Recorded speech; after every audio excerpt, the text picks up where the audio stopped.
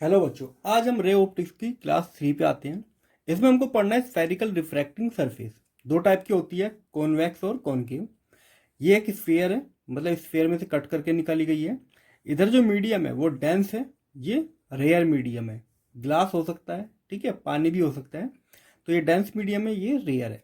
इसमें लाइट आएगी लेफ्ट से, इधर टकराएगी और अंदर उसकी इमेज बनेगी। एक बात। दूसरा, इस टाइप को कहते हैं कॉनकेव। इसमें क्या होता है कि इस तरफ डेंसर मीडियम होता है, इस तरफ रेयर मीडियम होता है, सेम इसी के टाइप का। लाइट इधर से आती है, ठीक है। तो इन चीज़ों में इमेज कहाँ बनती है, रिफ्रैक्टिव इंडेक्स कैसे उस चीज़ इमेज में इंक्लूड होता है, वो सब कुछ हमको देखना है। इस लाइन को कहते हैं प्रिंसिपल एक्सिस, दोनों ही केस में, ठीक है। अब हम क्या करते हैं, एक एग्जांपल इसका ले लेते हैं। वैसे जो हम यहाँ पे फॉर्मूला डेराइव करेंगे वो दोनों के लिए वैलिड होगा, ठीक है। अगर हमारी रेयर से डेंसर आ रही है, ये वाला चाहे सरफेस हो या इस टाइप का हो, दोनों में एक ही फॉर्मूला काम आ जाएगा, ठीक है। तो वो फॉर्मूला कैसे डेराइव करते हैं, चलते हैं हम आगे। अब बच्चों यहाँ देखो, मैंने वो ले लिया है यहाँ पे कॉन्वेक्स स्फेरिकल सरफेस। इसमें क्या होता है कि रेयर से डेंसर के अंदर लाइट जाती है। यहाँ पे ऑब्जेक्ट रखा है। अच्छा, यहाँ पे मैंने एक परपेंडिकुलर ड्रॉ किया जो कि इसके सेंटर से पास होगा। लाइट यहाँ से एंटर होती है और रिफ्रैक्ट हो जाती है। तो लाइट जैसे ही रेयर से डेंसर में जाती है, यहाँ पे एंगल इंसिडेंट आई है, यहाँ पे आर हो गया, दोनों इक्वल नहीं होते, ठीक। इमेज बन गई यहाँ पे। फिर मैंने क्या किया, ये एंगल था अल्फा, यहाँ पे एंगल बनेगा बीटा, ये गामा। क्योंकि ये सेंटर है तो ये हो गया रेडियस, ये इमेज की डिस्टेंस है तो वी, यहाँ पे ऑब्जेक्ट रखा हुआ था तो यू। अब मुझे यहाँ पे यूज करना है ट्रायंगल की प्रॉपर्टी। ध्यान से देखो, अगर मैं इसका नाम दे दूं, यहाँ पे ए लिख लेता हूँ, चलो मैं, ये पी हो ही गया मेरा, हाँ ये एम हो गया। अब सबसे पहले देखो इस ट्राइंगल के अंदर ए ओ सी। अगर मैं ए ओ सी देखूं इन ट्राइंगल ए ओ सी, तो इसमें जो आई है, आई यहाँ पे एक्सटीरियर एंगल है, तो आई की जो वैल्यू होगी वो अल्फा प्लस गामा होगी। तो एंगल आई बराबर होगा यहाँ पे अल्फा प्लस गामा। फिर आते हैं इस ट्राइंगल में, ये जो पतला सा ट्राइंगल है ए सी आई, इन ट्राइंगल ए सी आई, इस ट्राइंगल में देखो यहाँ पे गामा है, यहाँ पे आर है, यहाँ पे बीटा। तो जो गामा की वैल्यू है आर प्लस बीटा होनी चाहिए। तो जो गामा है वो आर प्लस बीटा है। तो मैं एक काम करता हूँ, आर बीटा को इधर ले आता हूँ, तो आर की जो वैल्यू आ जाएगी वो आ जाएगी गामा माइनस बीटा, ठीक है। अब क्योंकि यहाँ पे हम आई और आर, आई एंड आर, ये जो हमारे स्मॉल एंगल है, ठीक है, तो डायरेक्ट इसमें आर्क अपॉन रेडियस वाला फॉर्मूला हम लगा लेंगे। अब हमने स्नेल लॉ जो पढ़ा है वो हमको क्या बताता है, यहाँ पे रिफ्रैक्टिव इंडेक्स कितना है म्यू वन, और यहाँ पे एंगल कितना आई। तो हम क्या लिखेंगे, mu one sine i equal to यहाँ पे म्यू टू साइन आर। अच्छा, साइन आई को हम आई मानेंगे और साइन आर को हम आर मानेंगे क्योंकि स्मॉल एंगल्स है, ठीक। तो इसको लिखा जा सकता है mu naught i mu two r, बस इतना ही, ठीक। अब आई की वैल्यू यहाँ से और आर की वैल्यू यहाँ से पुट कर देते हैं। तो म्यू वन यहाँ पे हो जाएगा alpha plus gamma, mu two यहाँ पे हो जाएगा गामा माइनस के बीटा, ठीक है। अब वैल्यू रख लेते हैं इसकी। अगर अल्फा की बात करूं, आर्क हम यहाँ पे क्या लेंगे इसकी, ये वाली A M, arc upon radius, ये वाली डिस्टेंस, ठीक है। तो ये हो जाएगी हमारी A M divide by radius, मतलब कि ओ एम। अच्छा देखो, ये पी जो है एम के काफ़ी पास है, तो पी एम जो लेंथ है वो नेग्लेक्जिबल है, हम इसको ओ एम ही मान लेते हैं, ठीक है। तो हम यहाँ पे इसको ओ एम ही ले लेते हैं। गामा, गामा की होगी आर्क अपॉन रेडियस, ये वाली लेंथ, तो ये हो जाएगी हमारी A M divide by C M, ठीक, इक्वल टू म्यू टू। फिर से गामा की वैल्यू तो ये रखेंगे जो अभी निकाली, C M minus beta. Beta के लिए क्या लेंगे, आर्क हो गई वही A M divide by M I, ठीक है। ए एम देखो सबके पास है, कॉमन ले लेंगे तो कट जाएगा, इधर बचेगा mu one, one upon O M, one upon C M equal to mu two 1/cm minus 1/mi। ठीक, चलो अब वैल्यूज पुट कर लेते हैं। अब हमें पता है कि P यहाँ पे इस तरह से, एक तरह से जैसे कोऑर्डिनेट में मानते हो ना, इससे लेफ्ट में जितनी चीजें लोगे नेगेटिव, इसके राइट में जितनी चीजें आएगी पॉजिटिव, जो भी डिस्टेंसेस यहाँ पे आएगी। OM को हम क्या मानेंगे, माइनस का U, तो ये हो जाएगा 1/माइनस का U। CM यहाँ पे पॉजिटिव है तो 1/r। म्यू टू CM वही 1/r माइनस MI क्या है V, तो 1/v। अब एक काम करते हैं, μ1 और μ2 के अंदर मल्टीप्लाई कर देते हैं, तो हमारा आएगा μ1 माइनस के r, ओ माइनस के u। ठीक है, इसकी मल्टीप्लाई करेंगे तो μ1 divide by r equal to μ2 divide by r minus μ2 divide by v। दोनों r वाली टर्म एक तरफ, इसको मैं लेफ्ट में ले आता हूं और इसको राइट में, तो ये राइट में आएगा तो μ2 डिवाइड, एक सेकंड को पहले इसको ले लेते हैं, μ1 divide by u, μ2 divide by v, क्योंकि लेफ्ट में आ जाएगा, इसको हम इधर ले आएंगे, μ1 divide by r, μ2 divide by r, μ1 divide by r। ठीक है, तो जो हमारा फाइनल फॉर्मूला यहाँ पे बनेगा वो बनेगा कुछ ऐसा। इसको कुछ नहीं करना है, μ1 या हाँ μ1 डिवाइड बाय माइनस के u, μ2 डिवाइड बाय v, इन दोनों में से हमको r कॉमन ले लेना है। ठीक है, तो इसको साफ साफ हम लिख सकते हैं μ2 माइनस μ1 डिवाइड बाय r। तो ये हमारा फाइनल फॉर्मूला हो गया।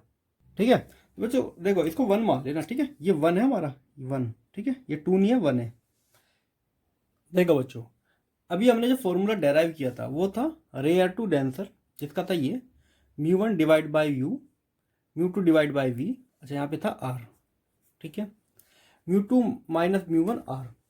ठीक, अब हमें क्या करना है, इसका जस्ट उल्टा, अगर डेंसर में रखा हो ऑब्जेक्ट और रेयर में उसकी इमेज बनी हो, तब हम क्या करेंगे, हमको बस क्या करना है, μ1 और μ2 को आपस में इंटरचेंज कर देना है इसी फॉर्मूले में, बाकी और कुछ नहीं करना है। ठीक, तो यहाँ पे क्या आ जाएगा, μ2 माइनस के u plus μ1 v, μ1 minus μ2 divide by r। बस इतना ही हमको करना है और ये हमारा फॉर्मूला इसके लिए तैयार हो जाएगा। तो अगर डेंसर से इमेज बन रही है रेयर के अंदर, तो ये फॉर्मूला यूज करना है। रेयर से डेंसर में, जिससे पहले वाला केस था, तो ये वाला फॉर्मूला। तो आपको एक फॉर्मूला याद रखना है, दूसरे में फिर आपको बस इंटरचेंज ही करना है। अच्छा देखो, जैसे कि इसमें हमने जो फॉर्मूला बनाया था, याद रखने के लिए क्या करोगे, u1 पहले तो लेफ्ट में लेंगे u1, इसके अंदर जो ऑब्जेक्ट रखा है u पे रखा है तो माइनस u लेते हैं। ठीक, फिर लेते हैं u2, इसके अंदर इमेज कहाँ बन रही है, v पे, तो u2 डिवाइड बाय v।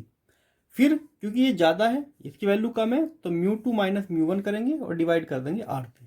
ठीक, और इसी को अगर इंटरचेंज करना है डेंसर टू रेयर, तो बस यहाँ पे μ1 और μ2 को इंटरचेंज हम कर देंगे और हमारा आंसर आ जाएगा। ठीक है, अब हम पढ़ते हैं लेंस मेकर फॉर्मूला। ये जो दो सरफेस हमने अभी पढ़ी है, ये एक तो ये वाली, एक दूसरे वाली, अगर हम इस कर्वेचर को कट करके, दोनों की हाफ हाफ कट करके उनको मिला दें, तो हमारा एक लेंस बन जाता है, जिसको कॉन्वेक्स लेंस कहते हैं। ठीक है, तो जब एक लेंस बनाया जाता है, तो जो उसका किस टाइप का मटेरियल यूज करें, किस टाइप की फोकस लेंथ पाने के लिए, तो एक लेंस को बनाने के लिए क्या क्या चीज़ें ध्यान में रखनी पड़ती है और लेंस कैसे बनाया जाता है डिजायर फोकल लेंथ का, वो हम अब देखते हैं। देखो बच्चों, ये हमारा कॉन्वेक्स लेंस है, इसकी इमेज देखते हैं। जो फॉर्मूला हम यहाँ पे लेंस मेकर फॉर्मूला डेराइव करेंगे वो दोनों लेंस के लिए एप्लीकेबल होगा। ठीक, हमारा ऑब्जेक्ट रखा हुआ है, मान लेते हैं यहाँ पे। अच्छा, एक लेंस होता क्या है, ये दो स्फेरिकल सरफेस को मिला के बनाया हुआ है। ठीक है, इसका बीच में से कट कर देंगे। एक तो जो हमने अभी पढ़ा था इस टाइप का, जो इधर की तरफ है, और एक इस टाइप का कर्व है। तो दो सरफेसेस यहाँ पे है, तो दो को मिला के हमने बनाया है। ऑब्जेक्ट यू पे रखा है। अब होता क्या कि जब लाइट इधर आती है, अच्छा इधर एयर है दोनों तरफ, तो रिफ्रैक्टिव इंडेक्स μ1 हो गया। इसके अंदर μ2 गिलास है क्योंकि ये, तो μ2 इसका रिफ्रैक्टिव इंडेक्स हो गया। लाइट आती है, यहाँ पे टकराने के बाद जब फर्स्ट सरफेस से लाइट टकराती है तो क्या होगी, रिफ्रैक्ट होगी, और रिफ्रैक्ट होने से इसकी इमेज बनती है यहाँ पे, ठीक। अब क्योंकि जब लाइट यहाँ पे आती है, फिर ये जो इमेज यहाँ पे बनी है ये एक वर्चुअल इमेज बनती है, ये एज ए ऑब्जेक्ट बिहेव करती है इस सरफेस के लिए, ठीक है। तो जैसे ही लाइट दोबारा से फिर टकराती है तो फिर फाइनल इमेज बनती है हमारी आई पे, ठीक है। तो ये फर्स्ट इमेज होती है, पर ये ऑब्जेक्ट का काम करती है सेकंड कर्व सरफेस पार्ट के, जो ये सरफेस है उसके लिए। तो हमको 2 बार वही फॉर्मूला लगाना पड़ेगा। फर्स्ट केस में समझो, अच्छा यहाँ पे ये C2 सेंटर किसका है, इस वाले पार्ट का, और जो C1 है ये है इस वाले पार्ट की रेडियस। तो यहाँ से मान सकते हो ये हो जाएगी हमारी R1, और यहाँ से यहाँ तक की हो जाएगी हमारी R2, ठीक है। अब हम यहाँ पे फॉर्मूला लगते हैं। लाइट पहले यहाँ पे रेयर से डेंसर भी जा रही है, तो रेयर से डेंसर का फॉर्मूला होता है μ1 डिवाइड बाय माइनस के u plus μ2 divide by v equal to μ2 minus μ1। आर हमको यहाँ पे रेडियस लेनी है, इस पार्ट की रेडियस क्या है हमारी R1, तो यहाँ पे लिखेंगे R1। तो ये वाला केस हमारा किसके लिए हो रहा है, रेयर टू डेंसर, ठीक है, जो हमारा ये वाला पार्ट है फर्स्ट। सेकंड केस में लाइट फिर से क्या हो रही है, डेंसर से रेयर में जा रही है, ठीक है। तो दूसरे केस में डेंसर से जा रही है रेयर के अंदर, ठीक है, क्योंकि डेंसर मीडियम हो गया, यहाँ से लाइट फाइनल इमेज कहाँ बन रही है, बाहर। तो इसमें फॉर्मूला हमको बस इनको इंटरचेंज करना होता है, μ2 डिवाइड बाय, अच्छा ये वाला जो ऑब्जेक्ट है ये एज ए बिहेव करेगा ऑब्जेक्ट की तरह, तो यहाँ पे क्या लेना है हमको v, तो हमें यहाँ पे क्या रखना है माइनस v1 प्लस μ1, यहाँ पे हमको क्या लेना है जो इमेज बनी है हमारी v, ठीक है, इक्वल टू μ1 माइनस μ2। अब की बार रेडियस लेनी पड़ेगी हमको R2, क्योंकि इस पार्ट की रेडियस कितना है R2, इस कर्व सरफेस की। दोनों को हम ऐड कर देंगे, ऐड करने से क्या होगा, अच्छा देखो यहाँ पे v1 आएगा, ठीक है, क्योंकि इमेज फर्स्ट इमेज यहाँ पे बन रही है ना। जब इनको ऐड करेंगे तो ये वाला पार्ट कट हो जाएगा, सिर्फ ये 2 पार्ट रहेंगे और ये वाले पार्ट रहेंगे। तो इन दोनों को जब ऐड करेंगे, एडिंग, तो μ1 डिवाइड बाय माइनस के u plus μ1 divide by v equal to, इन दोनों में सिर्फ क्या फ़र्क है, हाँ इसमें से क्या करेंगे μ1 या μ2 माइनस μ1 कॉमन ले लेंगे हम, ठीक है। यहाँ पे तो सीधा सीधा आ जाएगा 1/r, यहाँ पे क्योंकि इसका उल्टा है तो साइन इसका चेंज हो जाएगा, तो 1/r2 ये आ जाएगा, ठीक है। अब हम क्या करेंगे, μ2 से इधर कॉमन लेंगे, उधर डिवाइड कर देंगे μ1 से, तो यहाँ पे आ जाएगा 1 माइनस के u 1 minus v equal to, तो ये इसको डिवाइड करेंगे तो μ2 divide bye μ1 minus 1/r1 minus के 1/r2, ठीक है। अच्छा ये एक तरह से हमारा क्या फॉर्मूला बन गया, ये एक हमारा लेंस फॉर्मूला होता है, ये आपने 10th क्लास में पढ़ा होगा, 1/v माइनस 1/u, इसको लिखते हैं 1/f, ठीक है। इसको मान लेते हैं हम म्यू, क्योंकि यहाँ पे जो μ1 है, जो रेयर है हमारा वो एयर है, तो एयर का तो 1 ही मान लेते हैं, इसको म्यू मान लेते हैं, ठीक है, 1/r1 1/r2, ये हो गया हमारा फाइनल फॉर्मूला। देखो जिस भी डिजायर फोकल लेंथ का हमको लेंथ चाहिए, हमको यहाँ पे उसी टाइप की रेडियस को कट करना पड़ेगा, उतनी ही ज़्यादा रेडियस को कट करना पड़ेगा, मतलब उस टाइप की कितनी हमको रेडियस चाहिए। दूसरा यहाँ पे जिस भी डिजायर वो चाहिए हमको फोकल लेंथ, तो जो मटेरियल है उसका रिफ्रैक्टिव इंडेक्स हमें पता होना चाहिए, ठीक है। तो हम अपने डिजायर फोकल लेंथ का लेंस हम यहाँ पे बना सकते हैं। दूसरा एक चीज यहाँ पे ध्यान रखो, ये जो फॉर्मूला है ये दोनों टाइप के लेंस के लिए एप्लीकेबल है। लेंस मेकर फॉर्मूला दोनों टाइप के, एक तो ये होता है, एक होता है हमारा कॉनकेव लेंस, दोनों के लिए एप्लीकेबल हो जाएगा। देखो बच्चों अब करते हैं लेंस फॉर्मूला। 10th क्लास में हमने डायरेक्ट उसका रिलेशन याद पढ़ा था, अब उसको डेराइव करते हैं। एक हमने कॉन्वेक्स लेंस लिया है, यहाँ पे ऑब्जेक्ट रखा है AB, लाइट निकलती है, ठीक है, फोकस से होती हुई इस पॉइंट पे आती है, यहाँ से लाइट रेज निकलती है और जहाँ पे भी इंटरसेक्ट करती है इमेज वहाँ पे बन जाती है। इमेज हो गई A' B', ऑब्जेक्ट था हमारा A और B, U हमारी ऑब्जेक्ट की डिस्टेंस, V हो गई इमेज की डिस्टेंस, F हो गई फोकल लेंथ, ठीक। अब यहाँ पे कुछ ट्राइंगल की प्रॉपर्टी यूज करेंगे क्योंकि यहाँ पे ट्राइंगल टाइप ही बन गए हैं। ठीक, सबसे पहले हम ट्राइंगल लेते हैं, ये वाला ट्राइंगल देखो, A B O, in triangle A B O and triangle A dash B dash O. ठीक है, ये वाला ट्राइंगल और ये नीचे का पूरा triangle, triangle A dash B dash O. ये दोनों ट्राइंगल जो है सिमिलर है, triangle A B O similar है triangle A dash B dash O के। ठीक है, अब ट्राइंगल सिमिलर है तो इनकी साइड प्रपोर्शन में होगी। तो इसका मतलब इस लेंथ को अगर मैं इससे डिवाइड करूं, A dash B dash divide by A B, equal to होना चाहिए इन डिस्टेंस के प्रपोर्शन में, मतलब O B dash divide by O B. ये हो गई मेरी पहली इक्वेशन। दूसरा देखो, ये ट्राइंगल देखो, एक तो ये वाला ट्राइंगल, ये जो ट्राइंगल है A dash B dash F, और ये वाला ट्राइंगल देखो, ये देखो, ये जो पॉइंट है ना इसको एम मानो, इसको ऊपर पॉइंट नहीं, पॉइंट यहाँ पे एम है। ठीक है, इसको रहने दो। तो एम ओ एफ, ये दोनों ट्राइंगल क्या हो गए, सिमिलर। सिमिलर क्यों होंगे, जो एंगल यहाँ पे है वही एंगल यहाँ पे है और ये एंगल इसके बराबर होता है, वर्टिकल अपोजिट एंगल। ठीक है, सेम वही चीजें इन दोनों ट्राइंगल में थी। तो triangle A dash B dash F similar है triangle M O F, M O F.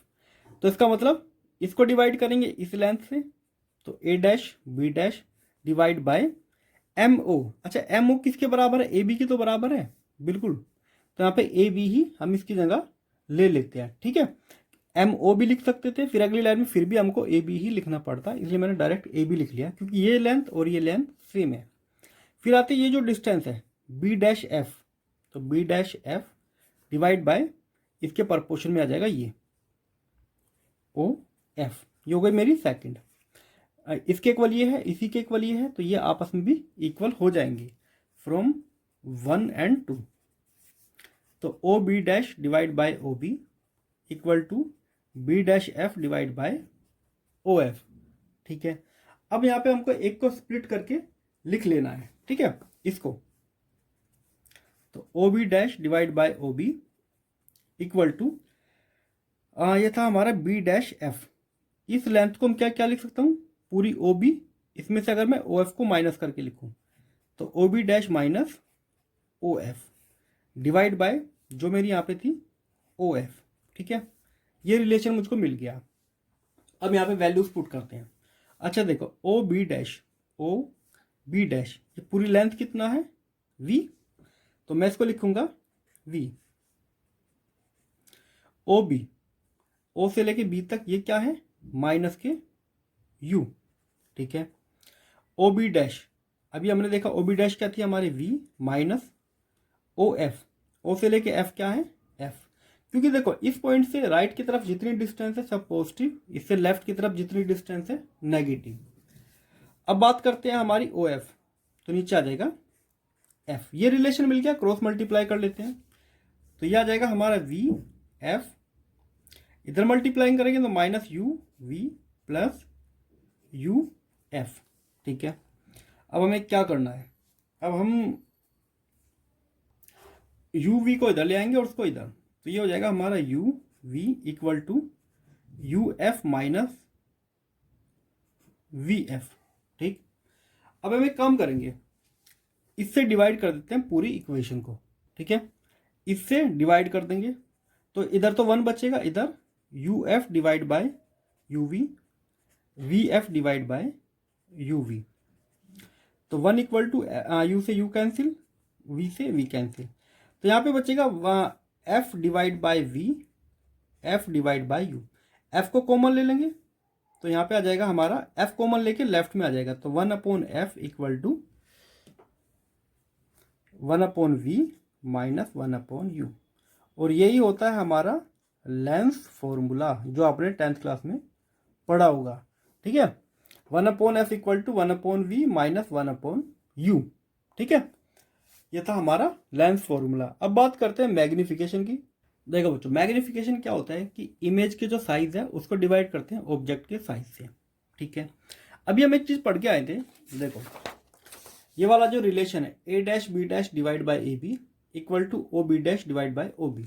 इसको दोबारा लिख लेता हूं मैं यहाँ पे, A dash B dash divide by A B equal to O B dash divide by O B. अच्छा ये क्या था, ए डैश बी डैश, ये हमारा H2 था और ये हमारा H1 था, ठीक है। तो ये क्या था हमारा H2 divide by H1, O B dash, देखो ओ बी डैश ये क्या था हमारा V, तो इधर लिख लिया मैंने V, ओ बी, ओ और B ये क्या था हमारा U, ठीक है।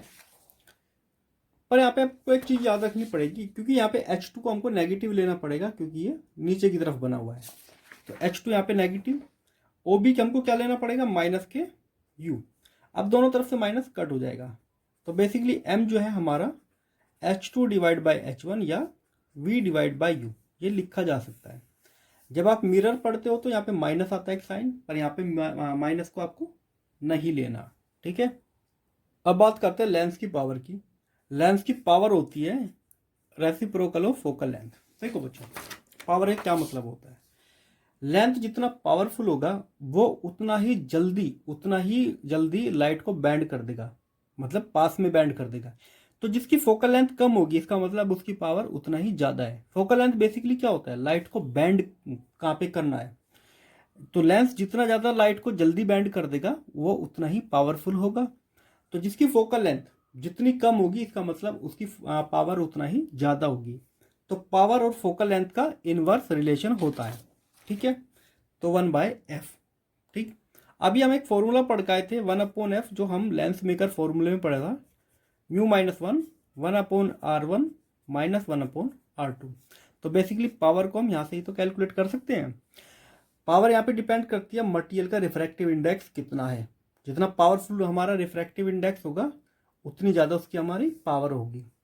रेडियस हमको कम रखनी है, ठीक है। जो अपर्चर है, हाँ अपर्चर जितना ज़्यादा होगा ये ओवरऑल वैल्यू उतना ही कम होगी, मतलब लेंस जितना ज़्यादा बड़ा होगा वो उतने ज़्यादा पावरफुल भी होगा, इसलिए बड़े बड़े टेलीस्कोप में बड़े बड़े लेंस लगाते हैं, ठीक है। इसकी एसआई यूनिट की बात करूँ तो वो होती है डायोप्टर, वो आप सबको पता ही है, 10th क्लास में आपने पढ़ी होगी, डायोप्टर TRE, ठीक है। अगर फोकल लेंथ वैसे तो इसको मीटर में लिखते हैं, ठीक है, ये एसआई यूनिट है इसलिए मीटर में होती है।